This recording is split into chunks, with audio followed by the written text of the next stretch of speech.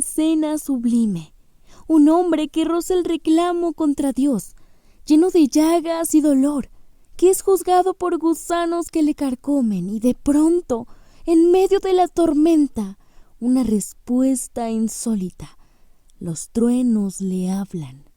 De pronto no importa nada más que el gozo de escuchar la voz sublime de su Redentor. ¿Qué tan especial tiene que ser un gusano para Dios como para tener el privilegio de escuchar su voz? Ahí estaba, la voz de un Dios que siempre estuvo ahí cuando su hijo padeció, de un Dios que nunca dejó de mirarle y que, contrario a lo que los hombres insinuaban, aún cuidaba de él y nunca había dejado de amarle. Salmo 139 del 13 al 15. Porque tú formaste mis entrañas, tú me hiciste en el vientre de mi madre. Te alabaré porque formidables, maravillosas son tus obras. Estoy maravillado y mi alma lo sabe muy bien. No fue encubierto de ti mi cuerpo, bien que en lo oculto fui formado y entretejido en lo más profundo de la tierra. Job 38:1. Entonces respondió Jehová a Job desde un torbellino y dijo. El capítulo número 38 del libro de Job narra uno de los momentos más majestuosos de la Biblia, pues representa la manifestación única por parte de Dios hacia la vida de Job. Una de las cosas más especiales de este capítulo es el primer versículo. Dios ha venido a hablar a Job. Después del sufrimiento permanente que plantea durante tantos capítulos la pregunta ¿dónde está el Dios de Job? Ahora su voz se hace presente. Y esto nos dice mucho acerca de Dios. Su silencio nunca significó ausencia. Analizando la cronología de los capítulos y tomando en cuenta que el último hombre en pronunciarse fue Eliú, sería lógico que Dios le contestase primero, pero no lo hace. Ese es un punto interesante en el que profundizaremos en capítulos posteriores, pero que mientras tanto nos refleja la misericordia y el amor de Dios, que habla primeramente a quien sufre que a quien cree poder explicarlo todo. A lo largo de la Biblia, Dios se manifiesta de diferentes maneras a los hombres. Por ejemplo, a Moisés a través del fuego de una zarza, o a Elías cuando fue perseguido. Estas narraciones son sumamente especiales, pues es primordial recordar las circunstancias en las que habla a cada uno de estos hombres. En medio del exilio, del desierto y de la vergüenza personal, Dios habla a Moisés con santidad y poder, en Éxodo 3:2. Y se le apareció el ángel de Jehová en una llama de fuego en medio de una zarza, y él miró, y vio que la zarza ardía en fuego, y la zarza no se consumía. En medio de la persecución y la desesperanza, habla a Elías con voz apacible de cercanía y restauración. Primera de Reyes 19:11 y 12. Él le dijo: «Sal fuera y ponte en el monte delante de Jehová».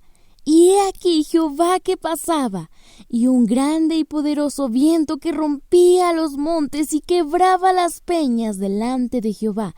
Pero Jehová no estaba en el viento, y tras el viento un terremoto, pero Jehová no estaba en el terremoto, y tras el terremoto un fuego, pero Jehová no estaba en el fuego, y tras el fuego un silbo apacible y delicado. Es maravilloso pensar que Dios pueda hablar de maneras tan diferentes a hombres que se encuentran aparentemente pagando las consecuencias de su pecado, que se encuentran transitando de alguna forma su propia tormenta personal. Esto no es en absoluto una casualidad. Es la muestra de amor más grande e inmerecida que puede recibir un hombre que ha pasado a ser visto como un gusano. Esto nos muestra que en realidad los pensamientos de Dios siempre son más grandes que los de los hombres. Pues mientras Elifaz, Zofar y Bildad asienten ante los razonamientos de Eliú, Dios pronuncia las palabras que condenan el atrevimiento de su juventud. Versículo 3. ¿Quién es ese que oscurece el consejo con palabras sin sabiduría? Y desde ahora se puede intuir que en efecto Eliú no conocía a Dios. Este momento es caótico y desgarrador. Afirma que no es lo mismo hablar de Dios que tener una comunión con Él. Al final, Dios no se dirige a los hombres pulcros, pretenciosos, manipuladores y aparentemente limpios, sino a quienes han sido despreciados y desgarrados. A pesar de que es cierto que Dios siempre habla con amor y misericordia, este representa un momento diferente, pero de igual manera sublime. A veces, Dios habla en el estruendo que sacude, y otras veces en el susurro que sana las heridas de sus hijos. Pero en cada caso la voz es la misma, la del Dios que siempre ha estado presente, aun cuando nuestros ojos están tan llenos de lágrimas que nos impidan verlo. Versículos del 3 al 7. Ahora ciñe como varón tus lomos. Yo te preguntaré y tú me contestarás. ¿Dónde estabas tú cuando yo fundaba la tierra? Házmelo saber si tienes inteligencia. ¿Quién ordenó sus medidas si lo sabes? ¿O quién extendió sobre ella cordel? ¿Sobre qué están fundadas sus bases?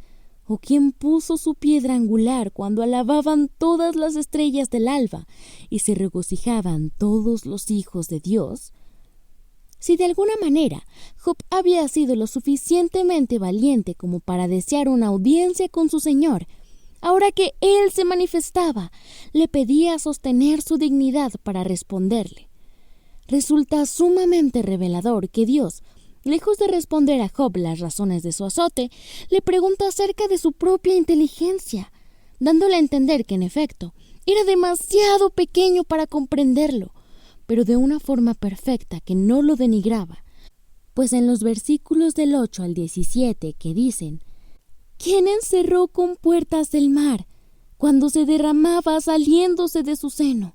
Cuando puse yo nubes por vestidura suya y por su faja oscuridad, y establecí sobre él mi decreto, le puse puertas y cerrojo, y dije: hasta aquí llegarás y no pasarás adelante, y ahí parará el orgullo de tus olas. ¿Has mandado tú a la mañana en tus días? ¿Has mostrado al alba su lugar para que ocupe los fines de la tierra y para que sean sacudidos de ella los impíos? Ella muda luego de aspecto como barro bajo el sello, y viene a estar con vestidura. Mas la luz de los impíos es quitada de ellos, y el brazo enaltecido es quebrantado. ¿Has entrado tú hasta las fuentes del mar y has andado escudriñando el abismo? ¿Te han sido descubiertas las puertas de la muerte y has visto las puertas de la sombra de muerte? Le recuerda que su tormenta se encuentra en sus manos. Para entender mejor este punto, es necesario recordar la referencia retomada en el capítulo anterior acerca de que Job reconocía el mar como un lugar de caos donde habita una de las criaturas más terribles e indomables para los hombres, a menudo representante de Satanás. Isaías 27:1. En aquel día, Jehová castigará con su espada dura, grande y fuerte, al leviatán serpiente veloz, y al leviatán serpiente tortuosa, y matará al dragón que está en el mar. Ahora, la tormenta no siempre se atraviesa de manera literal. En ocasiones es un estado emocional. Un ejemplo de esto es Jonás 2, del 2 al 6. Y dijo: Invoqué en mi angustia a Jehová, y él me oyó. Desde el seno del Seol clamé, y mi voz oíste. Me echaste a lo profundo en medio de los mares, y me rodeó la corriente. Todas tus ondas y tus olas pasaron sobre mí. Entonces dije: desechado soy delante de tus ojos, mas aún veré tu santo templo. Las aguas me rodearon hasta el alma, rodeóme el abismo. El alga se enredó a mi cabeza. Descendí a los cimientos de los montes. La tierra echó sus cerrojos sobre mí para siempre. Mas tú sacaste mi vida de la sepultura, oh Jehová Dios mío. Jonás describe su experiencia diciendo que descendió al Seol, rodeado por aguas que le llegaban hasta el alma, envuelto por algas y sintiendo que la vida se le escapaba. No era solo una situación física en el mar, era también una sensación existencial de estar en un lugar lejos de Dios, que Job mismo describe en el capítulo 7 del 19 al 21. ¿Hasta cuándo no apartará de mí tu mirada? Y no me soltarás siquiera hasta que trague mi saliva. Si he pecado, ¿qué puedo hacerte a ti, oh guarda de los hombres? ¿Por qué me pones por blanco tuyo hasta convertirme en una carga para mí mismo? ¿Y por qué no quitas mi rebelión y perdonas mi iniquidad? Porque ahora dormiré en el polvo, y si me buscares de mañana, ya no existiré. Sin control y que humanamente no tenía salida alguna. De manera similar, Job se encontraba atravesando una tormenta que no era de agua, sino de un dolor profundo causado por pérdidas irreparables, enfermedad, silencio divino y una confusión que lo lleva a preguntarse por el sentido de su propia existencia. Ambos personajes, aunque en escenarios diferentes, se encontraban en el mismo lugar, es decir, en la profundidad donde el ser humano siente que se hunde. Por eso resulta tan lleno de misericordia que cuando Dios responde a Job, no empieza explicando el sufrimiento, sino hablando del mar y preguntando quién puso límites a las aguas, quién les dijo hasta aquí llegarás y no pasarás, que le diga pequeño pero al mismo tiempo lo haga sentir observado y amado, porque el hecho de que Dios se digne a mirar la pequeñez humana siempre es un acto de amor. En este fragmento también podemos encontrar el contraste entre una verdad que toma dos rumbos de explicación. Por un lado, Job 25:6, donde Bildad, si bien reconoce que el hombre no es limpio delante de Dios, también insinúa que no puede ser justificado por él. He aquí, ni aun la misma luna será resplandeciente, ni las estrellas son limpias delante de sus ojos. Cuánto menos el hombre que es un gusano, y el hijo de hombre también gusano. Y por el otro lado, Isaías 41:14, que dice: No temas, gusano de Jacob, oh vosotros los pocos de Israel, yo soy tu socorro, dice Jehová, el Santo de Israel es tu Redentor. Donde Dios reconoce que el hombre es frágil y pequeño, pero también observado. Es asombrosa la manera en la que Dios le dice a Job con firmeza que nunca se olvidó de él, pues al recordar su control sobre las cosas, también le hace una declaración de soberanía sobre aquello que para el ser humano representa caos, miedo y muerte. En otras palabras, Dios no solo gobierna océanos literales, sino también tormentas emocionales y espirituales que parecen superarnos o salir de nuestro control. El mensaje que une a Jonás y a Job es profundamente esperanzador y se encuentra lleno de un amor incomparable. La sensación de ahogo puede ser real, el dolor puede ser abrumador, pero las aguas nunca son absolutas, pues éstas se encuentran dentro de las fronteras que Dios estableció. Lo que sentimos que nos destruye no está fuera de su control. Incluso la profundidad donde creemos que Él no está, como el mar o el Seol, siguen siendo de Dios.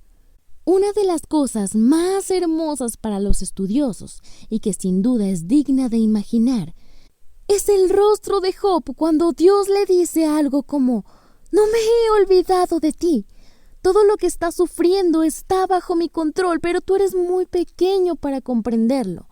Tu inteligencia no basta, pero mi amor y mi poder, sí». Y resulta sumamente sublime que Dios mismo hable a Job con voz audible.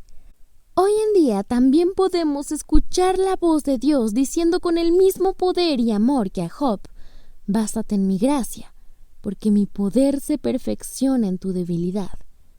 Versículos del 22 al 27. ¿Has entrado tú en los tesoros de la nieve o has visto los tesoros del granizo que tengo reservados para el tiempo de angustia, para el día de la guerra y de la batalla? ¿Por qué camino se reparte la luz y se esparce el viento solano sobre la tierra? ¿Quién repartió conducto al turbión y camino a los relámpagos y truenos, haciendo llover sobre la tierra deshabitada, sobre el desierto donde no hay hombre, para saciar la tierra desierta e inculta, para hacer brotar la tierna hierba? En varios momentos de la Biblia, el granizo ha sido más que un fenómeno natural, un castigo. Por ejemplo, en el libro de Éxodo es utilizada como una de las plagas con el objetivo de que Faraón dejase ir al pueblo de Israel. Éxodo 9:23.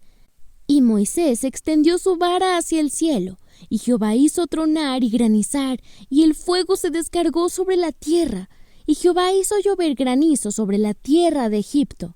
Hubo pues granizo y fuego mezclado con el granizo, tan grande cual nunca hubo en toda la tierra de Egipto desde que fue habitada. Pero poniéndolo en perspectiva, resultaría extraño que Dios trajera a colación el tema de la aflicción a Egipto mientras intenta hacerle entender a Job la pequeñez de su entendimiento. Pero su propósito, lejos de amenazar o desviar el tema, es llevar a Job a un estado de análisis.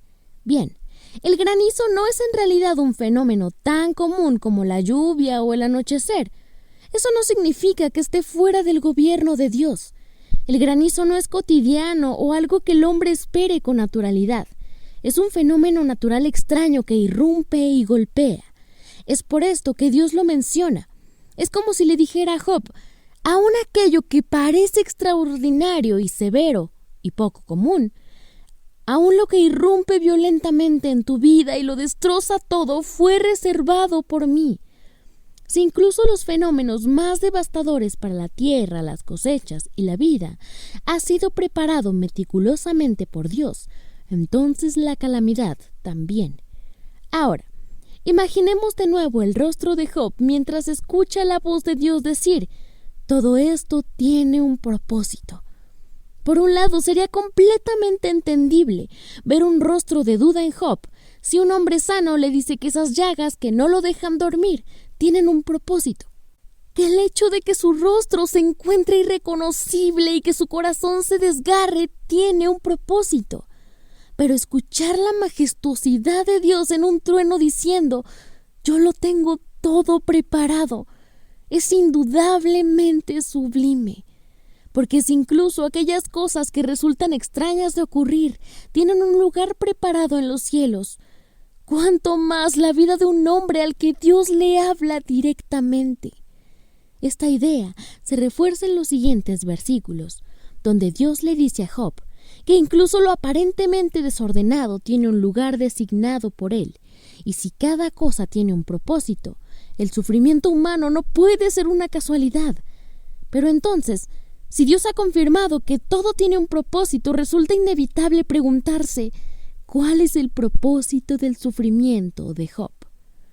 En los versículos del 28 al 36, Dios eleva la mirada de Job y extiende preguntas asombrosas como si la lluvia tiene padre, si el rocío tiene origen o si el hielo nace de algún sitio.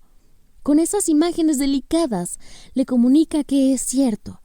Los hombres no pueden controlar nada de lo que pueden ver, y si bien pueden deleitar sus ojos con la perfección de la creación de Dios, se encuentran muy lejos de poder entenderla. Job, así como todos los hombres, se había esforzado por traer materiales para construir su morada.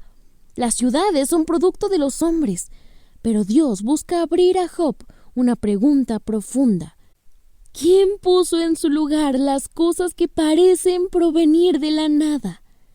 Este ejemplo es llevado mucho más allá, hacia las estrellas, astros que indicaban las estaciones y el tiempo de las cosechas. Versículos del 31 al 33. ¿Podrás tú atar los lazos de las Pléyades o desatarás las ligaduras de Orión? ¿Sacarás tú a su tiempo las constelaciones de los cielos o guiarás a la Osa Mayor con sus hijos?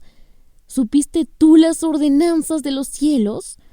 ¿Dispondrás tú de su potestad en la tierra?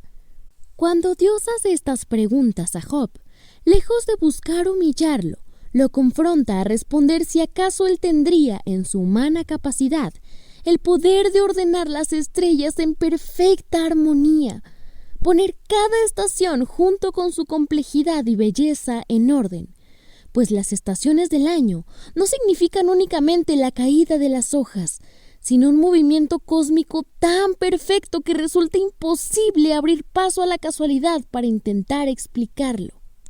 Es sorprendente que Job comenzara a hablar acerca de su sufrimiento, sus dudas sobre el orden moral del mundo y sobre el castigo de los malvados, que a través de la niebla de su dolor solo fuera capaz de ver caos, desorden y ausencia, pero que cuando Dios le responde, no le explica dónde había estado o por qué no había intervenido, sino que le habla de su majestad y su gloria.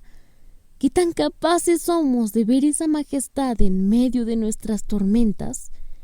Anteriormente, Eliú había dirigido a Job un comentario que fue interpretado en capítulos anteriores como algo similar a: si sirves a un Dios libertador, ¿por qué te sientes atado?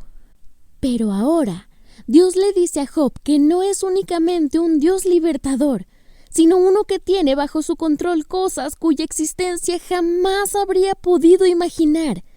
La pregunta más obvia es: ¿por qué Dios le hablaría a un gusano? Si bien la respuesta ha sido brevemente mencionada, es necesario que profundicemos un poco más en los motivos, pues tiene cierta lógica pensar que un Dios tan grande no le debe explicaciones a hombres como Job, pues su soberanía no depende de los hombres. Pero es exactamente por eso que resulta maravilloso que Dios le hablara a Job de su majestad, aún sin tener la mínima necesidad de hacerlo. Dios pudo haber mantenido el silencio, pero en cambio reveló su gloria delante de Job. Pudo responder con una frase breve, pero en un acto de amor le mostró el universo entero, como si le dijera: si yo sostengo todo esto, también te sostengo a ti. Y lo más asombroso de todo es que le habló de una forma en la que Job podía entenderle. Solo entonces, la majestad de Dios dejó de ser algo que lo hiciera sentir tan pequeño como un gusano, y lo convirtió en un hombre de nuevo, en un hijo amado. Salmo 8, del 3 al 4. Cuando veo tus cielos, obra de tus dedos, la luna y las estrellas que tú formaste, digo: ¿qué es el hombre para que tengas de él memoria, y el hijo del hombre para que lo visites?